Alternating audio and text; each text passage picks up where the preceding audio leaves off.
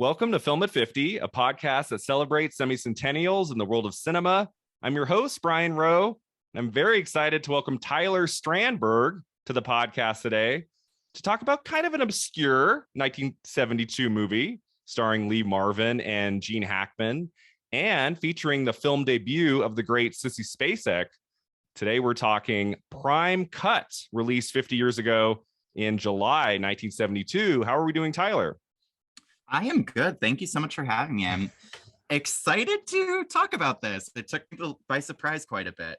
Yeah, that's kind of the nature of this podcast. Sometimes guests are like, wait, I don't know that movie. I don't know if I'm right to be a guest. And I'm like, I love bringing guests on who don't know anything about the movie. The same way I would say a third, if not half of the movies I talk about.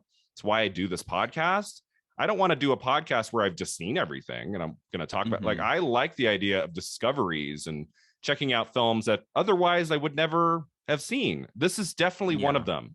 Unless I did like a year of Gene Hackman or a year of Sissy Spacek, I never would have watched this movie. It's very obscure. Right. It's not, didn't get any Oscar nominations. It kind of came and went. And as we'll get into, Tyler, in 2 years of doing this podcast, this is maybe one of my top 5 to 10 favorite discoveries for any movie I've looked at for this podcast. It's not a great movie. I had some issues with it, but when I put it on, and it opens with a very, horrific opening scene over the credits, like, I really got into this one, and it has 2 scenes that I'm not going to forget for a long while, like really intense, kind of thrilling moments, and well acted, kept my interest all the way through.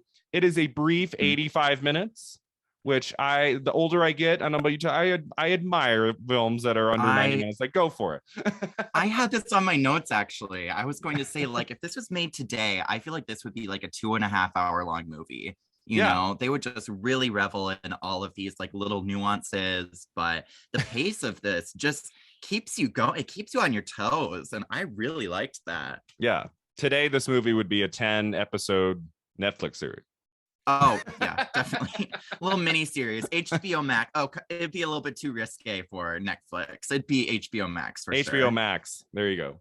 So before we get into the movie, since you haven't been on the podcast before, Tyler, I'd love for you to just talk about kind of your history with film. If you have 2 or 3 like favorite movies of all time, you could share with us. And if you want to just mention like kind of what has film meant to you over the years.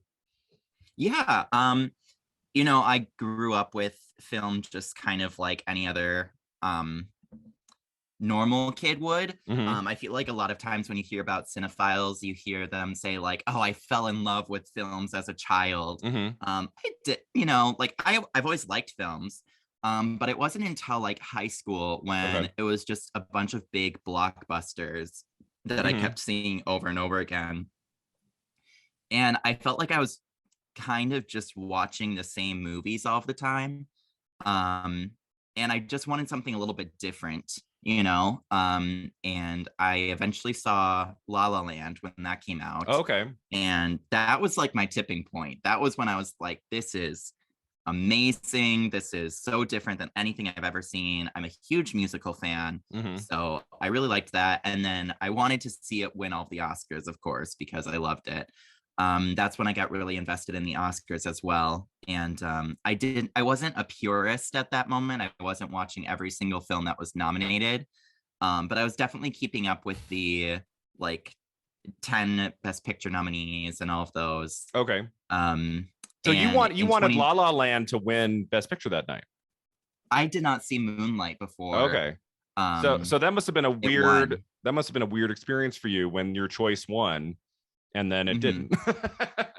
It was. I still knew the cultural like significance behind Moonlight winning. So I was really okay with either one winning. Right. So I was super excited when La La Land won. And then when they announced Moonlight won, I was like, oh, okay, well, that's really good. I'm really happy that that film won as well. Oh, yeah, I mean, exactly. It's super important. It's about gay Black men. So like we need that, Yeah. Did you see Moonlight since? It's one of my favorite films of that whole decade. I really love Moonlight. Yeah, it's very influential. I really enjoyed it. Yeah, but it wasn't until I graduated college and I was working an office job. I needed like a podcast to listen to, and so that's when I got really, really invested in the Oscar race and stuff like that. And that was 2019, and 2019 is a golden year for film. Yes. So I've just been really invested ever since. The pandemic really helped fuel that passion of mine. And now I have been writing professionally about films for about a year now.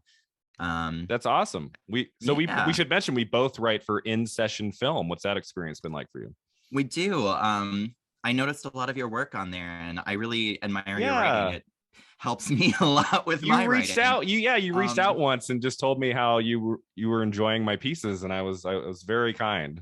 Yeah, no, I think reading other people's work can really help you with your own, especially if it's good quality. We try. So, not to hype you up or anything. Well, we have editors who help too. I don't know if everyone knows. That. We have editors who help make it better. Ryan's a great editor. I love writing about films. I've been podcasting about some other TV shows. I really just like talking about them, and I think it's just such a fun community to be a part of on Twitter. Yeah. So it's fantastic. And so you didn't have like a moment when you were a kid. Like for me, it was Jurassic Park at age 9 or 8. I was 8. Like I saw Jurassic Park opening weekend at age 8. It's like the perfect age for that movie. I was like just old enough to see that because it's PG-13, and that T-Rex attack scene in the middle of the movie is really intense. So much so that I had to turn around in my seat and look the other way. It was too much. Wow. At age 8, I was like, this is, you watch that scene today of when when the T-Rex comes down at the kids and breaks and the glass breaks. That's pretty intense. That's pretty scary for an 8-year-old. But I that was the movie for me where I went. I loved movies since I was very little, and that was the one where I went, okay, this is my life. This is what I want to study. This is what I want to do. This is great. But but it's it's different ages for all of us. And then before we get to Prime Cut, what are your favorite films? If you could only take 3 with you to a desert island, what would you pick? Is that hard? Is that hard for you to do? To pick your favorite? It's not. Okay. I think it's it's varied as well, which I enjoy. My favorite film is an anime that's called Your Name. Oh, okay. That was released in 2016. It's gorgeous. I have t-shirts with it. My phone case is a screenshot from that movie. I have my background is it. It's such a beautiful movie. I cry every single time I watch it. My boyfriend and I actually got into a fight when we watched it because when it was done, he said it was good. And I got really mad at him. You had sometimes that's tricky. So the partner I have, we've been together for many years, and one of our first dates was I took him to Boyhood, and a movie I adore. I just think that is one of the great film accomplishments of the last 10 years by Richard Linklater. And he walked out, he was like, oh God, that was never going to end. And I went, I don't know if I can be with this person. If you don't love Boyhood, okay. But he was like that sucked. That was horrible. Why did you put me through that? That was almost 3 hours long. And I'm over there that's one of the great films I've seen of the last few years. Yeah, exactly. So I was do I not continue dating this person because our tastes don't align? It's fine. I've had many moments like that. He thinks the peak of cinema is the MCU. So don't get me wrong. It has its perks, but it's not the peak of cinema, in my opinion. It is not the peak of cinema. I really, really enjoy those movies. And I when they come along, I get excited for that weekend. The thing about those movies is, for me at least, I don't really think about them after I see I walk out and I had a good time. It's like a roller coaster ride. Now, outside of maybe 3 or 4 that I think are really great, most of them, you're not really thinking about them after a day or 2. Yeah, I kind of agree. I saw Men a few weeks ago. Have you seen Men? And a movie I had some issues with. It's not perfect. Yeah. It's not great, but I cannot stop thinking about it. It's been 3 weeks, 4 weeks since I saw it, something like that. And most movies you see in the theater, a day later, you don't even think about it anymore. I like the movies you keep thinking about. Yeah, no, I haven't seen Men. One of my New Year's resolutions was actually I'm going to stop watching movies that I don't care about just because I feel like I have to. Yeah. And I was already kind of on the bubble with that one. I was like, oh, it looks kind of interesting. But once the reviews came out, I was like, I'm not going to force myself through this one. But similarly, I saw Everything Everywhere All at Once. Which I still have And to see. that It's like, it's been shot ridiculous. up to I have a like hobby blog where I rank every single movie that I've seen. And Everything Everywhere All at Once shot up to my number 4. So that Okay. is amazing. Which, speaking of which, my number 2 is La La Land. Okay. And my number 3 is Parasite. Oh, okay. Parasite. I saw Parasite on a plane flight back from Europe. It was on a little tiny screen. How was that? And I that knew, would make me very anxious. I knew about a half an hour in on a plane, this is the best movie of the year. And I had been hearing things that it was really great. And I was like, okay, we'll check it out. And it was one of the movies on the list. And I said, I don't know, should I wait until I get home, can watch it on a bigger screen? Like, am I going to watch this on my mom's like, well, I got like 9 hours of me, so let's put it on. And oh my gosh. And I'm like turning to my partner, I'm like, this movie's amazing. He looks over at what I'm like, he's like, what is that? Yeah. I'm like, okay, don't talk to me, I'm watching. And boy, what a movie Parasite is. I was so happy when that just like swept those top awards. I was like, oh, this is amazing. Because I was like, it's gonna be jumping out of my seat. I distinctly remember when Bong Joon-ho won Best Director. I was like turning to my partner at the time. I was like, oh my God, it's gonna win Best Picture. It won original screenplay and director. It's going to win now. Like, I was going crazy. That was so crazy. Sam Mendes won everything for director for 1917. I'm like, I think Parasite might win picture. Like, even though it's a foreign film, it's going to win Best Foreign Film. I think there's enough love for this movie. Sam Mendes is going to win director. That's not even a question. And then when Spike Lee says Bunk, I'm like, it's over. It's all Parasite. This is great. This is fantastic. And Sam had an Oscar for American Beauty, so he has one. So if, it was like, sometimes I feel bad. I feel bad if someone has not won before an Oscar and then they win everything and then they lose the Oscar to someone else. I always kind of feel bad if they haven't won at least one before. So I like to spread the wealth a little bit. So. But those are great choices. Yeah, La La Land is. I saw that when it came here, and I knew in that opening scene, I was like, oh, this is gonna be good. I was like, I've shown that scene to students a lot. The opening of La La Land. I just think that's such when we talk about beginnings of stories, and sometimes like we'll look at excerpts from books and things, and then I'll usually show a clip or two from a film. Like, what's a great way to get a story kind of off the ground? And what's so great about La La Land is it opens with this dazzling scene that does not set up the characters, but it sets up the world of the story. And it totally, once we are introduced to Emma Stone and Ryan Gosling, we understand the world that we're going to spend the next 2 hours in. I thought Damien Chazelle did a great job with that. And it's like such an original opening musical number. I love that. And the whole movie too is great. Yeah, I fully agree. Yeah. And we're talking about openings. I mean, so let's get into Prime Cut. So this one, I put this on and I'm like, are they going to show slaughtering of animals here? Because I don't know if I'm going to watch this. I'm like, that was tough. But I thought the director, Michael Ritchie, I thought he did it in a way that it was shocking, but it was not overly so. Like, I thought he could have taken it one step further and I would have kind of been out. Like, we talked about a movie last year called Wake in Fright, which came out in 1971, that shows like the real slaughter of animals in a scene towards the end. And I'm like, and we had a long conversation about that. And I was just not I don't think the film medium in fictional films, that's not a place for that. So I was, but it was still such a sad way to open the movie, right? Just to see. I'm sure it would have been unusual for audiences in 1972. I can't imagine very many had seen anything like that, right? Like, what was like when it opened with those first 3 minutes? Like, what were you thinking? Were you like, I mean, we just contrasted to La La Land. It does a great job of setting up the world, right? Yep. Yeah. This really, really grabbed me. I mean, you see the pig goes into the pen, and you don't see the pig get you don't see slaughtered. Anything you don't see for that real. No. But then there's one moment where it flashes like the next thing that's in line. Yeah. And I don't know if this was just me, but it looked like a human to me. I was like, is that a body?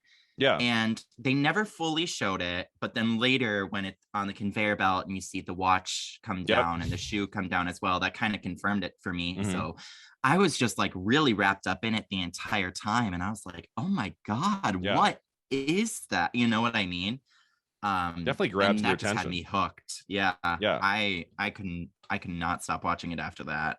Yeah. So you asked me before we started recording, like, why I picked this one. So I try like once a month to pick one I just don't know anything about. The main, so I'm a huge Gene Hackman fan. I love his work. I would happily talk about every Gene Hackman film that comes up on this podcast if he has.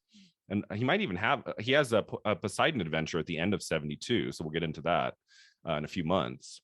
But he's one of my favorites. And, you know, it's funny. It's like he suddenly retired in 2004 and he's still with us as of this recording. He's in his early 90s. And it's like, so we didn't get more films from him after 2004. But what I tell people all the time is like, you can go back to cinema history. If you haven't seen the movie before, it's new to you. So even though he hasn't been acting in a long time, almost 20 years now, there's still a lot of Gene Hackman movies I haven't seen. And this was a totally different kind of performance from him. I mean, he's like the villain of the movie. And there's something kind of skeezy about him and his hair and the way he carries himself. And this is coming right off of The French Connection, which came out in the fall of 71, won him the Academy Award for Best Actor. And I'm watching this movie last night. I'm like, you know, I wonder if he had signed on for this movie a year later. Like, I wonder if after winning the Oscar, like he would have looked at this as maybe too small of a part, because he's not in the movie very much, right? He's in maybe 20 minutes of the running time. He's not in it very much. And so, yeah, it was Gene Hackman. And then I'm a huge Sissy Spacek fan. And when I read that this was her film debut, I was like, I got to check this out, because I'm a huge fan of her early work in Badlands and Carrie. One of my favorite horror films of all time is Carrie. So I'm always interested to see kind of where did her career start? And this was the first movie, and she makes a memorable impression as well. Oh yeah, I thought she was amazing in this film. I mean, I can have more to say later when we get into the acting portion of that. We'll talk about performances in a moment here. I did want to open with just a brief synopsis of what the movie's about. I'm assuming most of the listeners haven't seen it. So it's about a vicious Kansas City slaughterhouse owner and his Hick family having a bloody beef with the Chicago crime syndicate over profits from their joint illegal operations. Top enforcer Nick Devlin, that's the character played by Lee Marvin, who's kind of like the lead of the movie. He's sent to straighten things out. If there was one thing I struggled with, I don't know if you struggled with this, Tyler. I did struggle a little bit trying to figure out the plot of this movie, like trying to figure out the motivations of the characters. What does each character want? Why, like, what does Gene Hackman want from Lee Marvin and vice versa? What is Sissy Spacek trying? Sissy Spacek's character was a little bit more clear. Like, she was like part of this, like this kind of this family of girls, and it's a really horrendous situation that she just wants out. And so some of her scenes made more sense, but I was a little confused at times. Were you able to follow this all the way through, like easy peasy? Oh no, not at all. I was like, what's happening here? Yeah, I think that was one of the interesting things about it. I was talking about pace earlier. Yeah. And I like the pace of this movie. Like, it's constantly moving. Yeah. But sometimes it was just a little bit like they kind of threw information at you. And I was kind of like, wait, what was that? What just happened there? And I definitely had to, this is one of the perks of watching it online. I can go back and rewatch the scene, or if I missed something, I was able to hop on the Wikipedia page and read about it and be like, oh, okay, so that's what just happened. I mean, especially when they Lee Marvin is getting involved in everything going on, I was kind of like, very confused as to what was happening there, to why that was going on to begin with. Yeah. But even though I was a little confused, like I got the basic sense of it, right? Of like this crime gang, they're doing these horrible things. There's this murder, and Lee Marvin comes in and finds even more kind of wicked behind the scenes things happening, and he wants to take him down. And I mean, you got to get the sense of like the basics of it. I just like the nitty gritty specifics of scene to scene, what was happening, what each character wanted. I was like, what? Like what? Yeah. But the actors are so charismatic and they really pull you through, even when you're a little confused at times in the plot. And that's what I found throughout this movie. Yeah. I mean, there was never a scene I was bored. Like I was always like interested and kind of taken with it, because as we'll talk about, Michael Ritchie directed The Candidate, which we just talked about a few weeks ago on the podcast. That's the Robert Redford political drama that came out almost to the week, like the same time period of this, like maybe a few weeks before.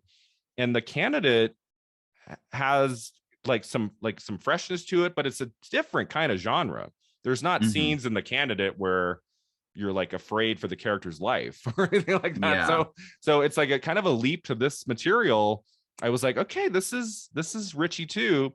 And for me, the through line between the two movies is that unlike a lot of films I look at and talk about on the podcast, this one feels very much of its time, 72. This doesn't feel like a movie that could have come out in 66 or something, like a lot of movies I look at do. I'm like, if you ask me like, what year is this? I could say, well, it could be 72, could be 68. Like, I'm not really like these two movies by Ritchie in 72, like both feel very much alive and fresh and pushing genres forward and taking risks. And even though like both movies, I had some flaws with like some issues, like I really like this director and I want to seek out more of his work. Yeah, so, it was definitely no comment. Keep going. 85 minutes. It's a running time I enjoy. I was thinking when it ended, I'm like, if that had been 2 hours, would I have liked it as much? I mean, maybe if the other 35 minutes explained more, like the motivations or something. But it did feel like a story that would have been 2 hours, like crime dramas and things where there's a lot of scenes of like, you know, villains and protagonists interacting and long chase scenes and things. It was weird in that I really enjoyed it, but it kind of surprised me when I looked at the running time being so short. Like it felt like it was more like an hour 40 or something. It didn't scream to me at the end like, oh, that was too brief. Like we needed more. Like it felt like it felt right. I agree. That's a nice closing scene. You know, roll credits. So I have some trivia about the movie. And you can just jump in with any thoughts you have on some of this. So Robert Dylan wrote the script. He would later write The French Connection 2, starring Gene Hackman. And he also later wrote The River, starring Sissy Spacek. His final produced screenplay was a great movie, I don't know if you've seen it, from 2000, called Waking the Dead, which earned him a Film Independent Spirit Award nomination. So he was active in screenwriting for many decades. And as we talked about on the French Connection episode a few months ago, I don't know anything about the sequel, French Connection 2. And I'm excited. I think that's 75, I want to say. So I'm excited to check that out. I have not seen The River, starring Sissy Spacek. I believe that's the movie that co-stars Mel Gibson, I think is the male lead in that. Have you seen Waking the Dead from 2000 with the... I have not. Billy I want to say it's Billy Crudup. I saw it when I was like in high school or early college. I remember it just being really dazzling. It's really great. And for that to be his last script produced, that's really cool. Like that's a good one to go out on. So Waking the Dead from 2000. The director, as I said, was Michael Ritchie. He also directed The Candidates. He would go on to make The Bad News Bears, Fletch, and Wildcats, among many others. It's interesting to go to prime cut to comedies like The Bad News Bears, Fletch, and Wildcats. Those movies do not resemble prime cut at all. I wonder, I couldn't find like how much this movie made. I'm assuming this did not make very much money. There's not a designated audience for this movie. Like maybe if it had come out in December and got some awards buzz, but to come out in July, like it's kind of blending a lot of different genres. It's got thrilling scenes, but I wouldn't call it a thriller. So it's like, who was this movie made for? I was asking myself as it was reaching the conclusion. I'm like, it's kind of it's just a little bit quirky and different than your average like crime drama thriller. And so I would guess it did not do very well. That would be my guess. Mm-hmm. Especially since, I mean, I've never heard of this movie until a couple months ago. Yeah. This was Sissy Spacek's film debut. I'm assuming, I don't know, I was trying to find, I'm assuming based off of this film and performance is how she got her next film, Badlands by Terrence Malick, which came out in 73. Yeah. I'm assuming, because I'm sure they shot that in like late 72, maybe early 73, that Prime Cut maybe played a role in her getting involved with that. With actors, it's so much based on like the last thing they made. And sometimes all it takes is one performance. Like I always think about Diane Keaton, like her first movie, Lovers and Other Strangers from 70. She's just in it very briefly, but Francis Ford Coppola saw that film, and based off of seeing Diane Keaton in that movie, he cast her in The Godfather, which was filming the next year. So sometimes all it just takes is that one supporting role in a movie. And if the right director or the right person sees you in that, it can lead to a lot of great opportunities. Sissy Spacek's career has been just phenomenal. I love her work, and still a lot of films to discover, and great Academy Award nominations, Coal Miner's Daughter, In the Bedroom, and Carrie is like, I love Carrie so much. It was really shocking to see Sissy Spacek in this movie, just like really just stunningly gorgeous. Right? Oh yeah. Like this was like I mean, I had to look up how old she was when this was she the most beautiful she's ever looked. Yeah. Stunning. And I'm like, Carrie she looks older in this movie than she does in Carrie, which was made 4 years later. And I'm like, what did they do? I'm like, I have to look at Carrie again. What did they do in Carrie to make her look kind of homely? I mean, seeing her in Prime Cut, I'm like, this woman is beautiful. So they had to do a lot for Carrie to make her look so unattractive, because they pull it off in that movie. I always just assumed Badlands, she's not wearing any makeup. She's pretty, but there's something about Prime Cut where I'm like, wow, like this is surprising based on the other two early performances I've seen of hers.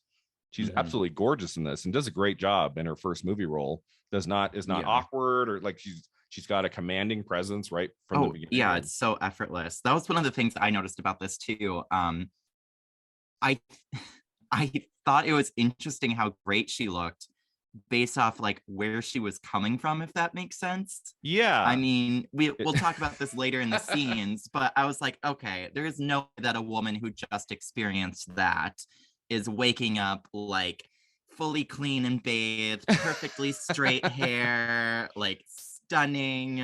Yeah. But I thought she looked great. Good for her. Going to her fancy. Yeah, I thought about that too. I thought this does seem like a character that wouldn't be just as glamorous as she is, but I'm like, go have yourself a nice dinner, Sissy. It's good. Lee Marvin had a serious feud with the director because Ritchie wanted him to have love scenes with the too young actress Sissy Spacek. Marvin hated Ritchie for this lack of respect for Spacek. So maybe those scenes were in the script and then they were cut out. There's not a love scene in the movie, right, between them? There's not. And honestly, good for him. Yeah. I thought that was what was going to happen. And it kind of made me feel really sick. But when it never did, and the amount of respect that Lee Marvin's character just had for Sissy Spacek really, really astonished me. So I'm quite surprised by that. I like that didn't end up happening and making it into the film. I think it's much better off without it. Lee Marvin feels like that kind of guy. Like he's like, we're not doing this. And he had enough power, I think, by 71, 72 to be like, nope, that's out. If you want me to stay in this movie, and Ritchie's like, wait, no, what? Okay. So I did find like why Gene Hackman signed on for this. Apparently he accepted the secondary role because it was his first offer after 6 months since filming The French Connection. Wow. Oh my God. What the hell is that about? Today, if an actor is a new actor is great in some movie coming out, they're already getting offers for other. They like today, they don't wait until the movie comes out. Like word gets around very quickly. Oh my gosh, this new actor is sublime in this movie that's coming out in 8 months. Like, book them now, because after the movie's out, you're not going to get them for cheap. And so that is shocking to me. Gene Hackman, Oscar nominated for Bonnie and Clyde, 1967, and Oscar nominated 1970 in 1971 for I Never Sang for My Father, a 1970 drama. What do he didn't get an offer for any acting roles for 6 months? That's insane to me. He had two. So in 1971, he had 2 Oscar nominations. He would be going on to get his 3rd and then win in 1972. Which that's pretty rare for a lot of actors. I mean, I don't know. I'm maybe not as rare back in 50 years ago, but nowadays, if an actor gets 3 nominations, that's pretty impressive. Yeah, so early in the career and so quickly like that. And he's kind of like, he's got that great kind of character actor thing about him. Like, he wasn't someone you could only just put in one kind of movie or one kind of role. Like, he could kind of play anything. So that's crazy to me. I'm happy that right after this he got Poseidon Adventure, because I think that movie paid him a lot. Like, that was a big like kind of blockbuster movie of its time. So. Really has gone on to build a legacy for itself as well. So let's see, just a couple things left. In all the marketing media, Lee Marvin and Gene Hackman were both billed above the title. However, in the opening credits, only Marvin is. So I wonder if that was a case where it was too early for them to change the opening credits or something. Because I think by the time they were marketing the movie, Gene Hackman had won the Academy Award. That would have been in like March, April of 1972. This movie came out in July. So it would make sense that they would put him on the poster and his name above the title, because by July of 1972, I think people knew who Gene Hackman was. So good on them for that. Roger Ebert gave this a positive review. He gave it 3 out of 4 stars. He said Prime Cut is very different from the usual gangster movie. It's put together almost like a comic strip with all the good and bad things that imply. And he was talking about, I read a little bit of his review. It was one of those reviews by Ebert where at some points you're not quite sure if he likes it, but then towards the end he makes it clear that. But with Roger Ebert, sometimes the 3-star review, you couldn't quite tell, like, okay, but tell us what did you like about it? One of those. I read this review as well, and it was interesting. I thought it was hard to formulate my thoughts around it, but it wasn't until the end where I was like, okay, well, you liked it, but you know what I mean. But I feel like this is the kind of movie, it's hard to define, it's multi-genre. I feel like it would have been hard to find many critics in 1972 like saying this is the movie of the summer, don't miss it. Like, I feel like for those who liked it, they would like it with reservations, which isn't going to help get more people in the theater. I just feel like I just like, what, I'm just curious, like, while they were making it and in post-production, and like, was the expectation that this was going to be a successful film? I don't know.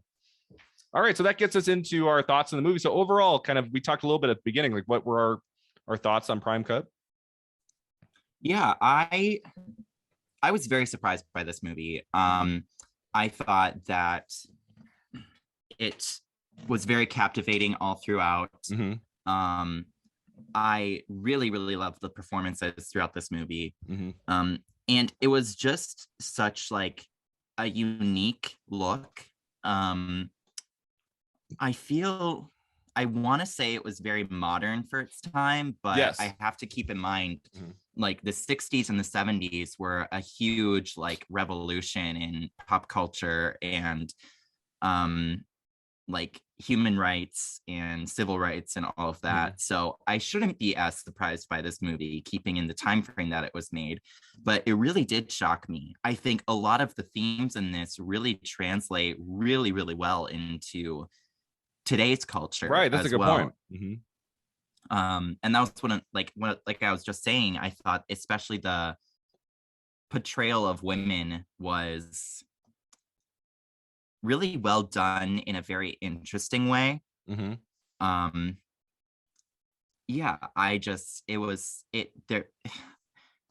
really stuck with me. You know, I started this movie thinking, what the hell is this?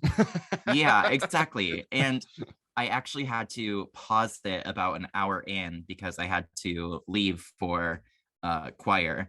Okay. And I couldn't stop thinking about it the entire time. I mean, like, I basically rushed back from rehearsal right away just to finish it, you know? Like, it just, I couldn't, and I still haven't been able to stop thinking about it either. It was definitely a big surprise for me. Yeah. Yeah. Yeah, based off of The Candidate, which I just watched a few weeks ago, and this, like, Michael Ritchie's a very talented director. Like, he knows how to pull you in. He gets great performances out of his actors, and like, his movies are not boring. Like, they captivate you and they keep moving. Like, even in scenes of dialogue, there's usually something going on with the camera, and like the editing is tight. And I mean, I think, as I said, like any other director, this movie would have been an extra half hour. And I like that he just kept it moving and kept it pretty clean, and hires great actors for his. I thought Robert Redford was the perfect choice for The Candidate. He was so great in that. And then for this, like, I feel like the actors kind of make or break this movie.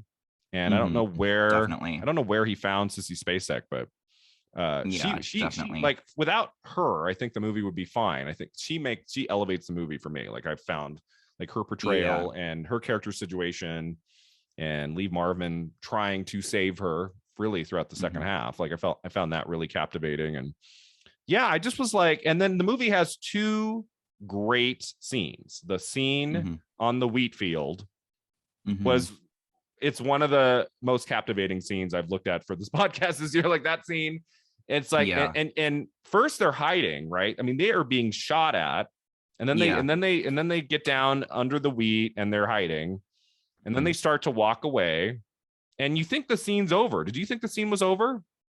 I did. Like, it felt like they had gotten away. It was kind of like a tension relief. It was like, oh, okay, thank God they're safe. Yeah. And then there's, what do you call that? It's a kind of a tractor, like this hydraulic operator thing, like combine.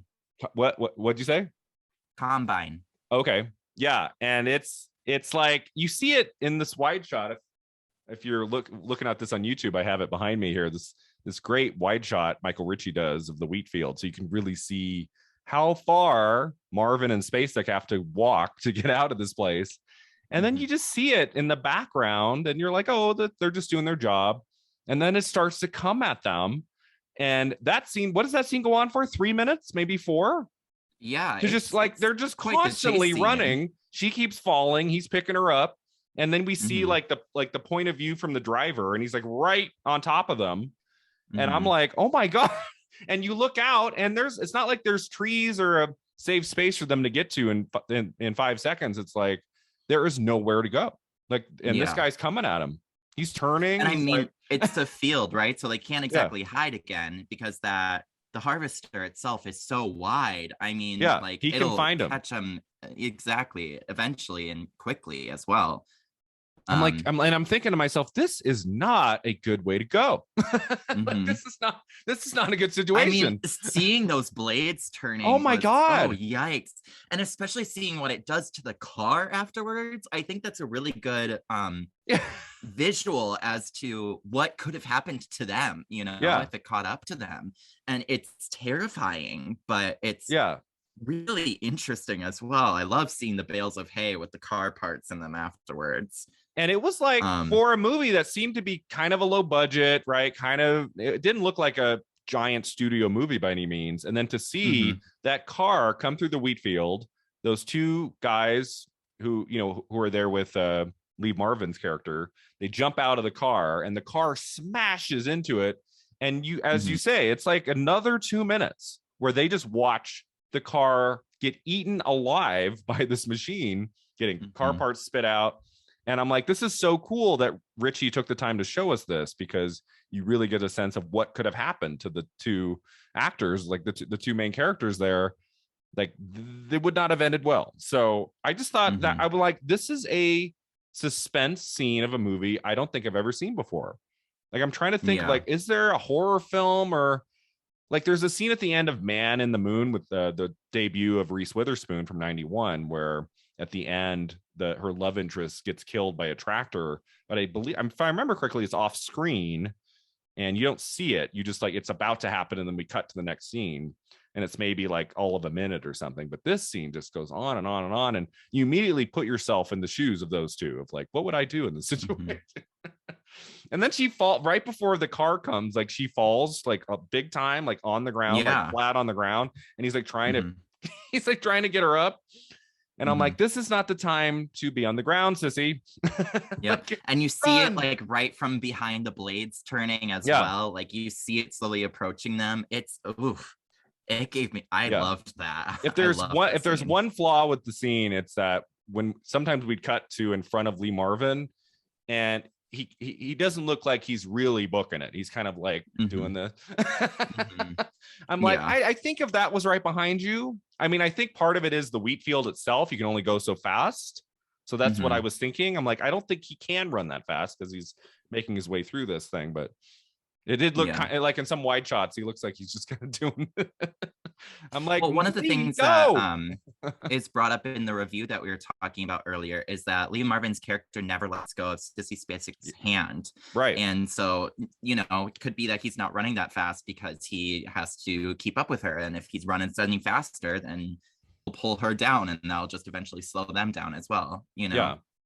So I just thought everything in that scene, the cinematography, the editing, the pacing, did it have music? Was there like a heart pounding score? I can't remember. I don't think there was. I think it was just kind of like during that scene. I'm trying to remember if there was like I don't think it wasn't. It's like sometimes you're watching a scene and it's thrilling, but then there's like that obnoxious loud score over it. And you're like, yeah, I don't remember that. That was one of the notes I took about this movie.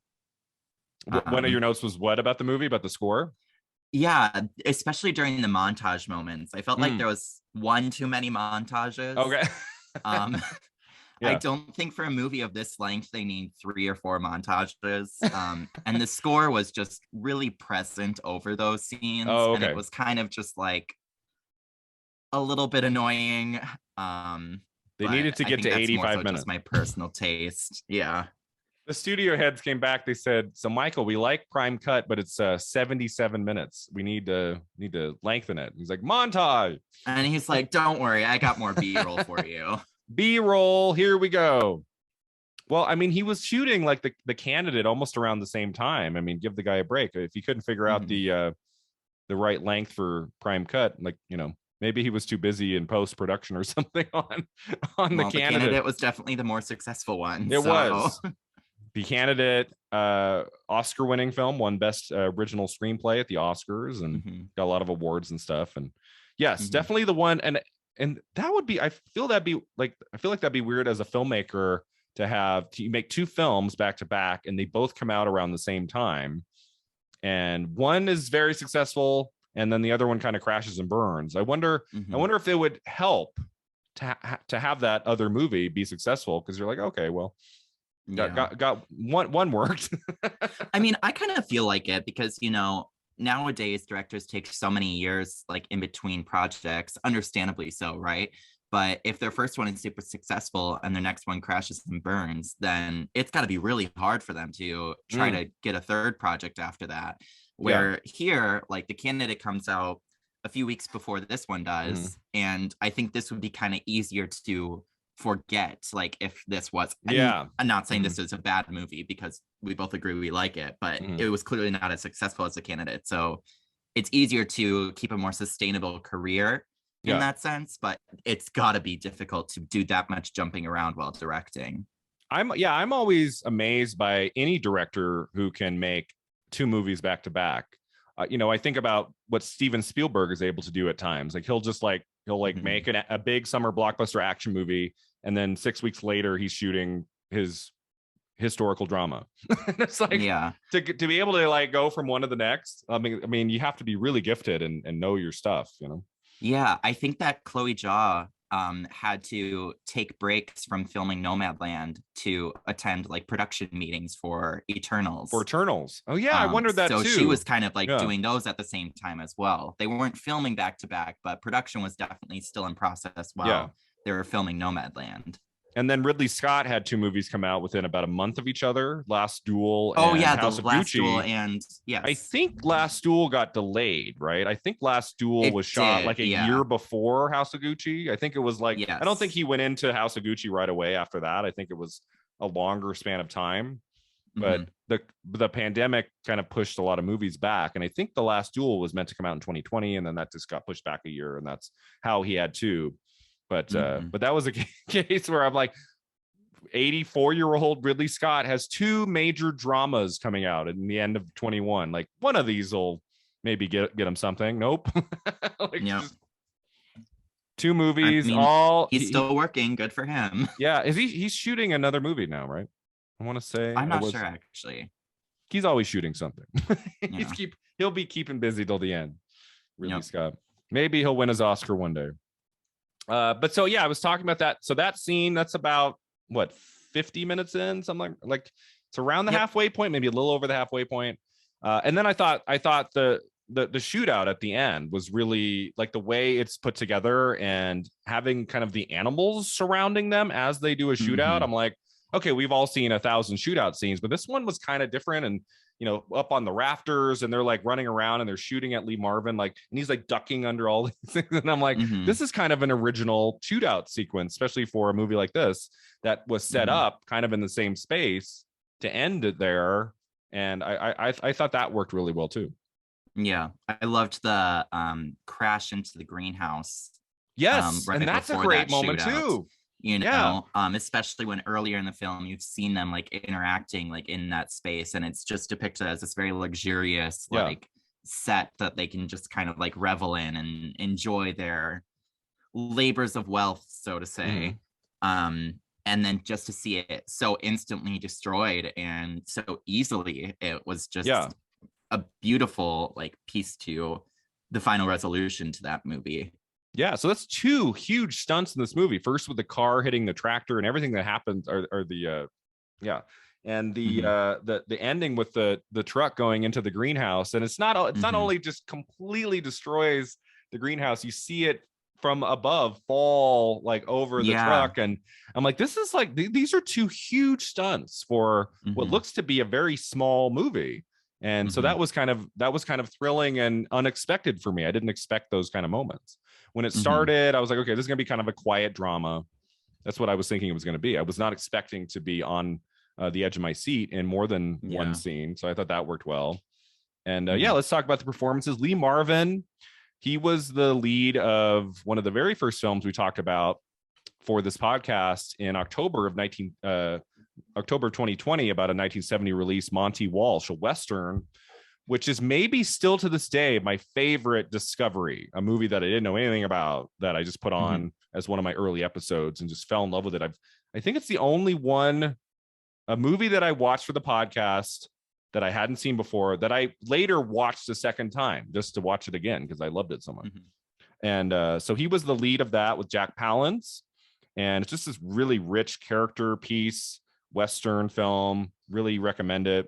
And now after watching him in this, I'm like, I need to seek out more of his work, because he has a commanding presence, a great look to him, really terrific actor.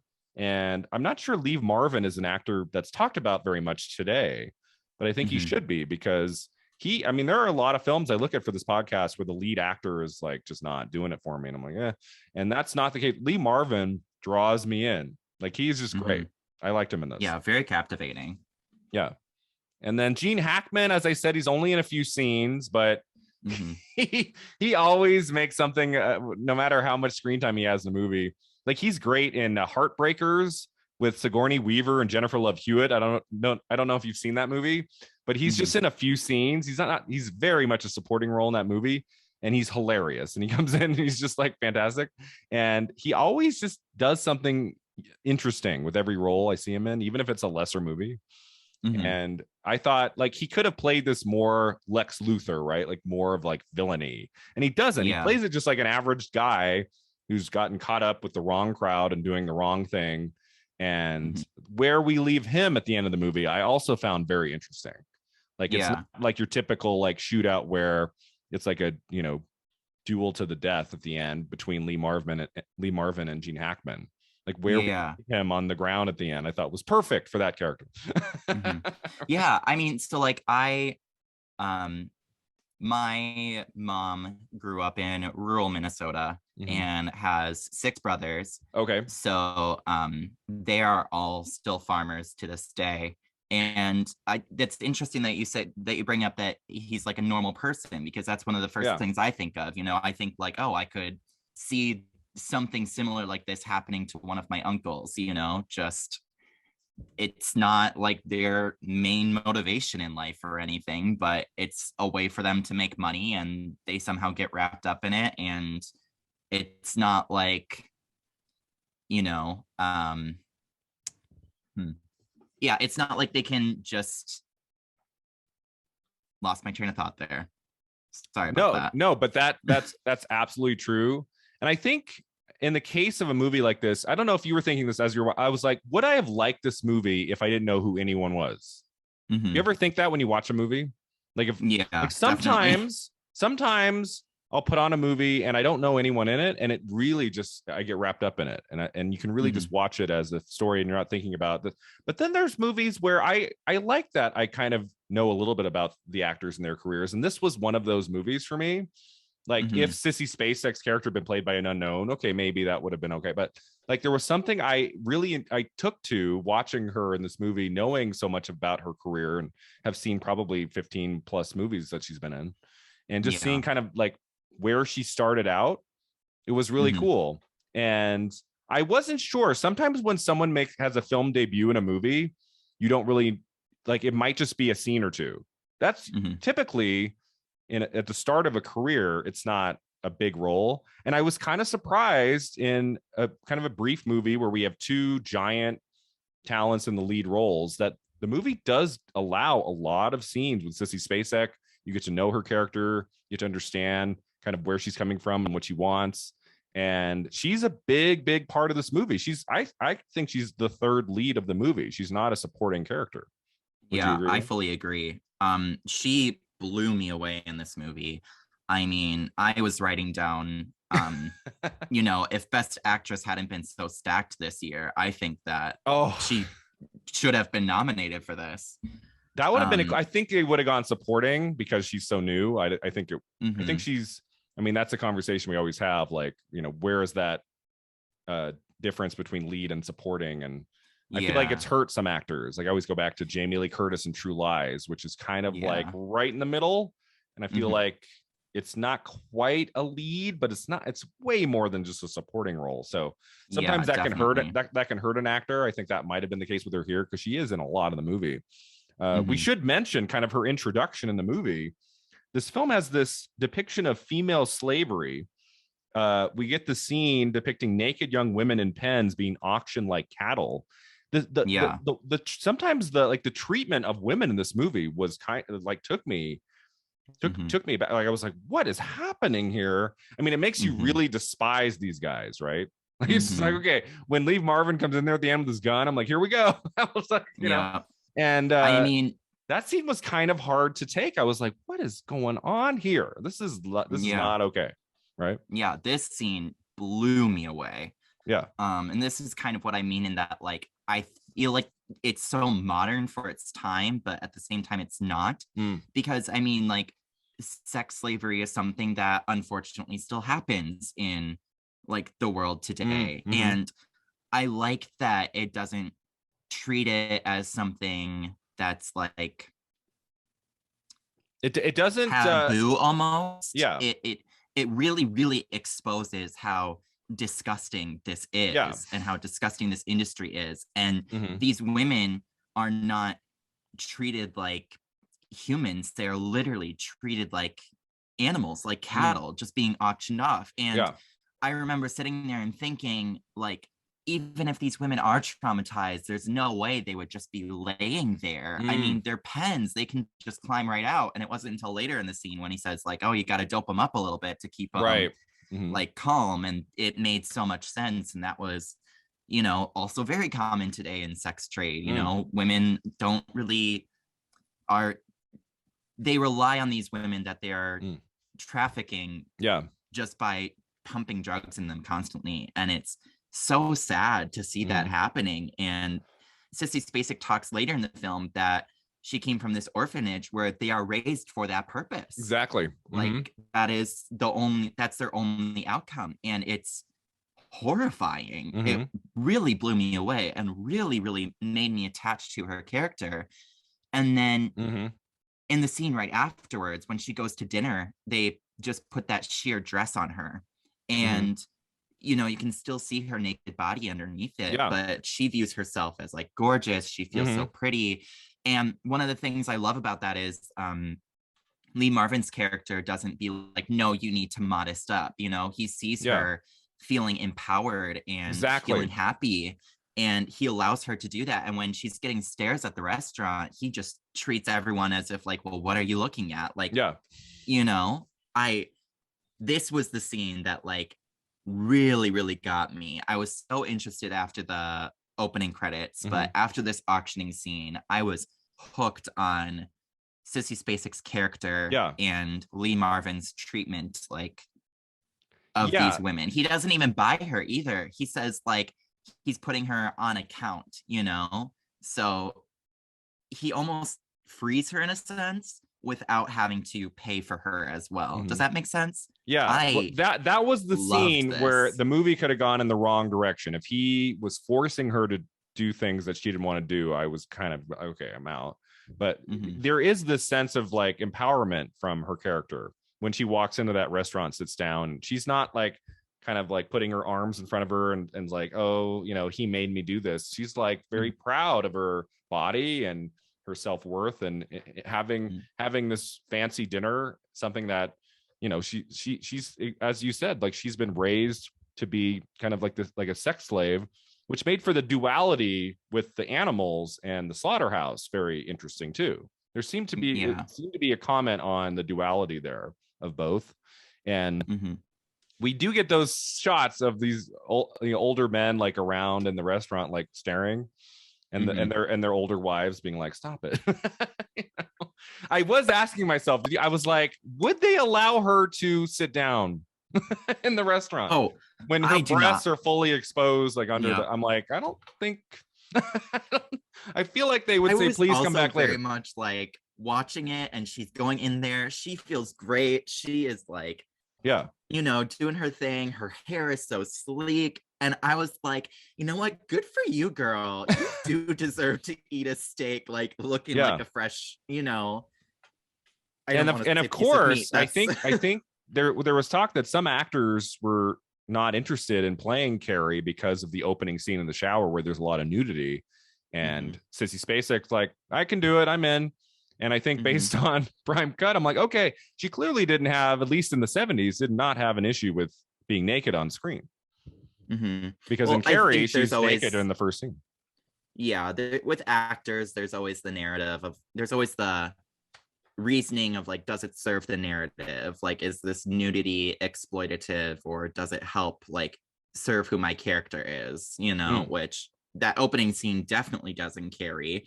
And I think every single nude scene in this film does as well. And I don't know. I mean, we can have this whole discussion around nudity in film as well, but she pulls it off so effortlessly, and she is so captivating in this role. Yeah, she's great in this. Now, I read this just before we hopped on, and I feel like I'm a bad gay viewer here, Tyler. So it says that there was a hint of a homosexual relationship between two brothers. So do you pick up on this? Because I did not. Oh yeah, I did. What was this one scene? Because I did not. I'm thinking the wrestling scene. The wrestling scene. Okay. Yeah. And so talk me through. Did I look away from the screen for a minute? Because I was like, oh, I missed that. Where Gene Hackman and his brother are fighting over something. Yeah. And if I'm remembering correctly, either one of them is already shirtless, or like they are ripping each other's clothes off. Like, was this a scene outside? Fight with each like other. Right before Lee Marvin shows up? Was that scene outside? No, so this was right after the auction, around the dinner scene. They are in either like a hotel or like a accounting firm or something, because there's accountants in the background trying to track their funds. And one of the reasons why it stood out to me was because like they're fighting and the voice of this accountant like saying the numbers out loud just to try to ignore them was like very, very present. They really amped up his lines there in the sound mixing. But it definitely went on for a little bit longer than it needed to.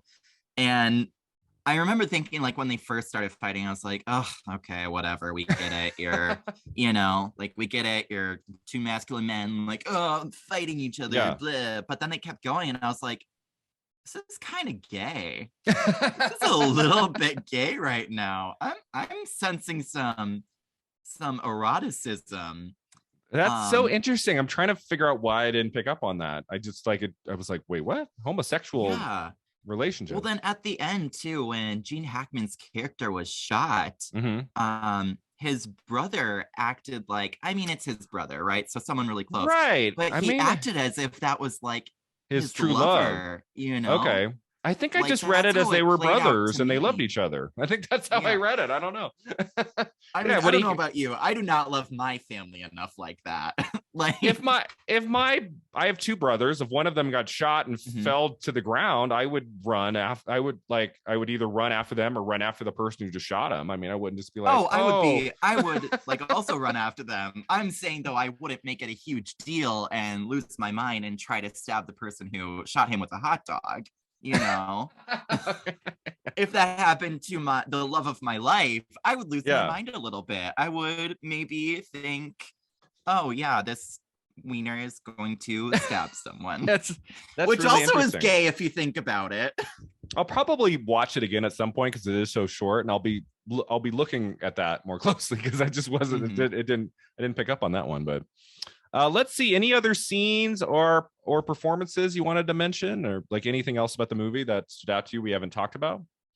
Not really. I think I covered kind of touched everything.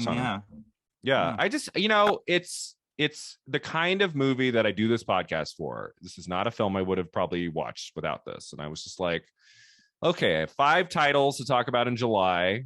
This one is the one I don't know anything about. Sometimes that turns out to be a bad choice, and I've already gotten the guest on, and then I put on the movie the night before and it's just a slog, and I'm like, oh man. And that was not the case with this one. I would give it, if not an 8 out of 10, a 7.5 out of 10. Like, I was really taken with it, and especially that scene in the wheat field was really great. Like, I was like, this is one of the most suspenseful scenes of any movie I've looked at for the podcast in the last 6 months. Like, this is great. So yeah, I mean, it's not a perfect movie. I don't know if I call it great, but it is definitely, if you are a fan at all of Sissy Spacek or Gene Hackman or Lee Marvin, check this one out. You'll have a good time, and it's a brief 85 minutes, so it won't take up your whole night. Like, check it out. I'd recommend it. Yeah, I gave it a soft 8 as well. Okay, so yeah, a soft 8. I do whole numbers, so like, okay, it's not a strong you don't do 7.7. No, because to me, I'm always kind of like, well, what differentiates a 0.7 versus a 0.8? Like, what, it feels very arbitrary to me. It is a little arbitrary. I do think there is room for like a 7.5 in between 7 and 8. I do think there's a difference between like 7 to 8 is a big leap. So I do feel like, but yeah, it is all, I mean, it's all arbitrary anyway. It's like, see, that's where I get like, I'm like, oh, that's a high 7, or like, that's a low 7. Oh yeah. And before and before we move on to the final 2 segments, I do need to mention Sissy Spacek's punch at the end is fantastic. Oh, blew me away. Another moment where I was like, good for you, girl. Because sometimes she doesn't get the final word, and it does become kind of a man's action picture of men shooting at each other towards the end. And she's just like, being saved at the end. And I love that the movie gave her that final button at the end of her just like punching hard that woman who was like in charge of that, of all the other women that they're grooming to be sex slaves, and she just pops her in the face and she falls out of frame. And I love to see all the other girls just run out the front door, and you see them in the distance just running away. I was like, oh, that's so great. I support women's wrongs, and I think she deserved that. So many great actors do not have a good film debut performance. And this is a great one for Sissy Spacek. I was really happily surprised with how many scenes she gets, how great she is, how beautiful she looks. And then to get that, you think Lee Marvin would have wanted the final moment of the movie, and she gets the last moment. That was great. I wanted to mention that too. All right, so that takes us to the final two segments. The first one's the Divine double feature. This movie's only 85 minutes, Tyler. Right when it ends, if we could put on one more film that's a little bit newer, that has something in common, anything at all, like what would you suggest? You said you had two? Yeah, so one of the things that really spoke to me about this film was the blandness of it, I would say. Okay. In a very interesting sense. It's set in, where is it, Kansas? So like you see these, the chase scene is a great example. It's just open field, and it's just a wheat field, something very common. I'm from Minnesota. So when I'm driving somewhere, anywhere outside of the Twin Cities where I live, it's just cornfields everywhere, so that's what initially led me to this. Not as new, but I thought this would pair very well with Fargo. Oh, okay. Great choice. Another like crime thriller that is very contrasted with this kind of bland environment and very quote unquote basic personalities. But I also thought it was interesting how tense everything was in such a bright environment as well. Like it felt really intimidating, especially with that, like the auction scene. It's in the middle of the day in like a daylit barn, and the county fair where there's a shootout, and then they're in the field getting chased by a combine. And I remember feeling so tense without like the very typical like elements, and it clicked for me in that scene. Like this feels a lot like Midsommar. Oh, right. I got some Midsommar vibes too while watching this. Yeah, like just a horror movie, like without any of the typical like horror aspects of like the dark, like creepy lurking around the corner, anything. So those are my two, I think. Those are great choices. And Fargo, so much of Fargo is shots of big open spaces, right? North Dakota, right? Fargo is in North Dakota. Which pisses me off because the entire movie takes place in Minnesota. Wait, so in the movie Fargo, it's in Minnesota, or they shot it in Minnesota? Both. So the Coen brothers are from Minnesota. Okay. And Fargo is a city at the edge on the border of Minnesota and North Dakota. It's on the North Dakota side. Oh, gotcha. And at the beginning of the movie, when he's going to pay these criminals, they meet him in Fargo. But the crime takes place in Brainerd, Minnesota. Gotcha. Okay. That makes sense. But yeah, great cinematography of like locations of that movie. And so that's a great choice. And then Midsommar was kind of my other choice I was thinking of. I had some vibes of that movie too. I went with Men. Like I thought Men would be an interesting movie to watch right after this. Also, a lot of this movie was about kind of the gender dynamics between men and women throughout. And that's very much what Men is. And, like animals play an important role in Prime Cut, and at least one animal plays a very important role in Men. And Men is also in the middle of nowhere kind of a thing, and lots of tension, a couple scenes of great intensity, as Prime Cut has. And I thought it would be kind of interesting to look at two movies that have some similar ideas and have some similar vibes 50 years later, right? 72 to 2022. And just to see kind of how cinema has changed. Men is not super long. I think it was like an hour 40. So it wouldn't be too long to watch right after this.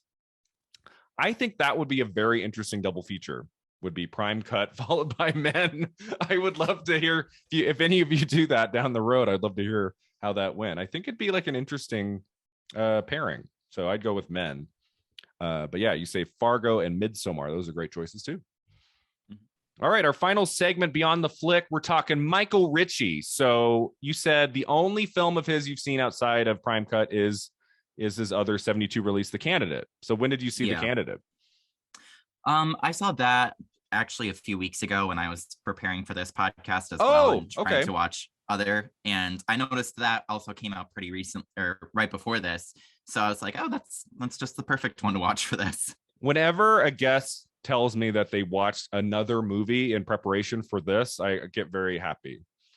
Oh.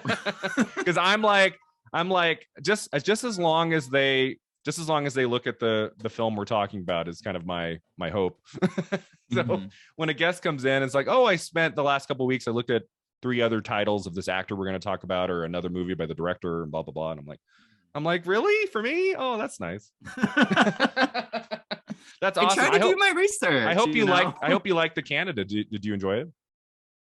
Or you didn't like it? I did. Okay. I think I'm also trying to make my way through a bunch of like Oscar winners and stuff. So it was just the perfect overlap. I was like, oh, great. I can knock out 2 in 1. Oh, are you trying to do that? Like trying to see anything that won an Oscar, like check it out? Yeah, I'm not like super strict on it. I have my watch list is already way too long. So yeah. It's hard. Like when it's like you have a 2-hour window to watch something. For me, it's been really hard because I really do try to keep up on the new movies, but then I do 1 to 2 recordings every week for this podcast. And so that's like doing research on the film, watching the film, taking notes, blah, blah, blah, doing the recording, editing the recording. It's like, so it's a lot. So if I'm going to sit and watch a movie, not for this, there has to be a reason. Like it can't just be like, I'm just going to go on HBO Max or blah, blah, blah, and just throw on a random title. I used to do that more when I was younger. I don't do that anymore. There has to be a specific reason. I'm going to watch them. So sometimes it's as simple as, oh, this won an Oscar for blah, blah, blah. That's always a reason for me to just check it out. Like, okay, why did it win? I could do a video about it. Maybe. I don't know. Let's check it out. I try to keep like a variety of genres on my watch list as well, just for that exact reason. Like, what am I in the mood for today? What am I going to turn on? So Michael Ritchie, I would say, is one of those directors. He doesn't have a signature style, right? He bounced around in different genres. I mean, The Candidate and Prime Cut are 2 very different movies, and he made them back to back. So we talk about this sometimes. Like some guests, like some people have said they like when a director has a very signature style and you put on one of their movies, it's that person. Then there are other directors who bounce around in different genres for decades, and they're all about the story. And it doesn't, there's not really a connecting tissue from movie to movie in terms of style, in terms of actors, and every new movie is just something vastly different. Like, I think someone who was able to do both was Stanley Kubrick, and that he would make a new genre basically every time, but you always know it's him. Like there's something to do with the look of his films, the pacing, and the style that you just know. And you can put on any scene of a Kubrick movie, it's Kubrick. But then there are directors, I think, like Ritchie, and I think Rob Reiner's another one, and his long string in the 80s of like Stand By Me, Princess Bride, When Harry Met Sally, of these movies that like totally different in genre, but there's not really a signature, but like it's him. I feel like that's the case with Ritchie, in that he starts with some more dramatic work, like The Candidate, like Downhill Racer, also starring Robert Redford. I just blanked on Robert Redford's name. Robert Redford, the great Robert Redford. But then later in his career, it's almost exclusively comedies, right? Yeah. Movies like The Bad News Bears and Fletch. So sometimes with these directors too, sometimes if they have a big hit movie in a certain genre, then they're expected to make some of those. The Bad News Bears was a big hit movie in the late 70s. I wonder if it was so successful that he started getting more offers to make comedies. And that's why it looks like most of the movies he made after Bad News Bears are comedies, which is interesting. Because I wonder if he wanted to make more films like Prime Cut, like The Candidate in the 80s, but the opportunities for those maybe dried up, and he ended up making mostly comedies like Fletch with Chevy Chase, also very successful. Do you know Fletch at all? That's a fun one. I don't. I do know that he made another one with Eddie Murphy, early in Eddie Murphy's career. That was like in the early 80s. Okay. And I know that was, I think it was a bomb, if I remember correctly. But I just found that very interesting, how he can go from these more dramatic movies like Prime Cut and The Candidate to, again, these comedies that are either well received or could like flop a little bit, because I really enjoyed these last 2, and I was interested to see where he continued to go as a filmmaker. But I feel like if he had had the opportunity to direct some more dramatic films in the years to come. Like maybe he could have gotten an Oscar nomination for directing or something if he had found that right material and that perfect project. But once you go down that road of Fletch and Wildcats, the Oscars will done. elude you. You will not be, be getting nominations for. I mean, occasionally you get a, Jason Reitman for Juno nomination, the Oscars for director, but usually comedies you don't get the nomination. But or even like Adam McKay or Todd Phillips, right? But I think a lot of directors, I don't think the Oscar is their goal. I think it's about the work and making a great set and working with good actors and just trying to make good films that entertain. And that's definitely, at least in the later part of his career, what he was doing. But so my top three would be Fletch, which I haven't seen in a while, but it's one of the better Chevy Chase comedies. Number two, The Bad News Bears. Great Walter Matthau lead performance, really great, fun movie. And then I still think his best film is The Candidate. I think that if I had to put on one, that's the one I would put. I'd seen it a few years ago for the first time, really enjoyed it. As I said, Redford's performance, outstanding. And I feel like that's one that plays well today because we're always so caught up in the politics of the moment and blah, blah, blah, and new candidates and kind of seeing the documentary style of the way that Ritchie shoots The Candidate makes it feel so alive and almost at times like he's really running, like it's really Robert Redford running for office. And it's just it's just got a great look to it, great pacing to it. I love The Candidate. That would be my number one. I don't know if Prime Cut would, maybe I'd take out, Bad News Bears would stay number two. I might take out Fletch and put Prime Cut in number three. I remember liking Fletch. I saw it in high school or college a long time ago. I remember enjoying it, but there's other better Chevy Chase comedies of the 80s that I could maybe, put above that. So maybe I'd put Prime Cut number three. I really liked it. Yeah. I very much surprised me. Yeah. But if you've never seen, you've seen The Candidate, Bad News Bears, some of it hasn't aged great. Like it's one of those 70s comedies, like some of the jokes and I think there's like some homophobia. I think there's some things in it. I haven't seen it in probably 10 years or more. I'd have to look at it again. We talk about it on the podcast all the time, Tyler. There's usually with comedies, I'll be shocked. I will be shocked at some of the language, some homophobia, some things here and there that a character will say. And I'm like, whoa, that is something that would never pass today. So sometimes you have to overlook some of that when you're looking at a film 50 years on. But I mean, it's a great Walter Matthau performance. It's definitely worth a look, and Fletch is fun. Hey, I would give a shout out to Wildcats. I'm a huge Goldie Hawn fan. Do you like Goldie Hawn? Wildcats is not one of her better known films, I want to say. Like when you think Goldie Hawn and you think 5 films of hers, most people I think won't think of Wildcats. But I'm a Goldie Hawn completist. We just recorded an episode about a Goldie Hawn movie called Butterflies Are Free. That will be next week's episode. This is dropping in early July. Butterflies Are Free will be next week. And I'm a Goldie Hawn completist. There's only like maybe 5 films that she's been in I haven't seen before. We talked about Butterflies Are Free. Check that out in a few days. And I would give a shout out to Wildcats. It's kind of an underrated sports comedy that Goldie Hawn is in, also directed by Michael Ritchie. So that was a lot of fun to have you on the podcast today, Tyler. As we wrap up here, I'd love for you to talk about kind of the work you're doing for film criticism, podcasting, writing. We both write for In Session Film. You said you write for another online source, and you have a podcast. Yes. Talk about those. Yeah. Thank you so much for having me. This was so much fun to discuss. I write for Cinefied, which was previously known as CRP Writes. Okay. They recently just rebranded. I also have a podcast where we talk about animated TV shows episode by episode. We've talked about Avatar: The Last Airbender. We're currently talking about She-Ra and the Princesses of Power. That is called Keyframe Reframe.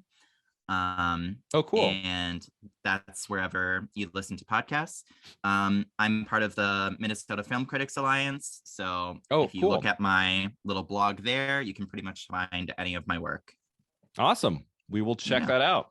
So thanks again, Tyler, for being on Film at 50 today, and thanks to all of you for listening. You can find us online at filmat50.com. We're on Facebook, Twitter, and Instagram.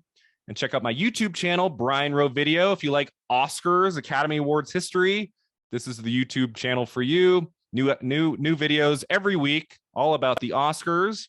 And until next time, remember, 50 never looked this good.